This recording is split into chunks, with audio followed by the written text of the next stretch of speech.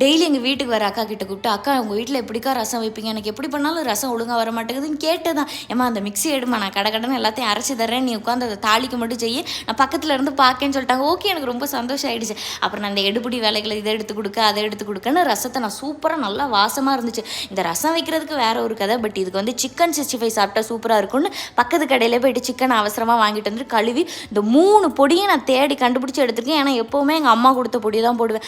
நானும் அது ஏதாட்டி ஒரு பாத்திரத்தில் எக்ஸ்ட்ரா இருக்குமான்னு எங்கள் அம்மா பொடியை தேடிக்கிட்டே இருக்கேன். அது காணவே இல்லை. அதுலேயே மனசெல்லாம் நொந்து போயிட்டேன். இன்னும் நான் 10 நாளுக்கு என்னத்தை வச்சு சமைக்க போகிறேன், வெறும் ரசத்தை மட்டும் எவ்வளோ நாளுக்கு சாப்பிட்றது. ஏன்னா நான் 10 நாள் கழித்து தான் ஊருக்கு போவேன். அதனால் எங்கள் அம்மாக்கிட்டே அளவு கேட்டு நான் பொடி திரிக்கலாம் அப்படின்னு சொல்லிட்டு நானே பண்ண ஆரம்பிச்சிட்டேன். ஏன்னா அந்த பக்கத்தில் மில்லில் அரைக்காமல் நானே வந்து மிக்சியில் போட்டு அரைக்கிறேன்னு அரைச்சேன்னா அது சரியாக மிக்ஸே ஆகாமல் எங்கள் அம்மா கொடுத்துற பொடி மாதிரியே அது வரல, எப்படியோ வந்துச்சு. ஆனால் எத்தனை தும்மல் தும்மிருப்பேன் தெரியுமா.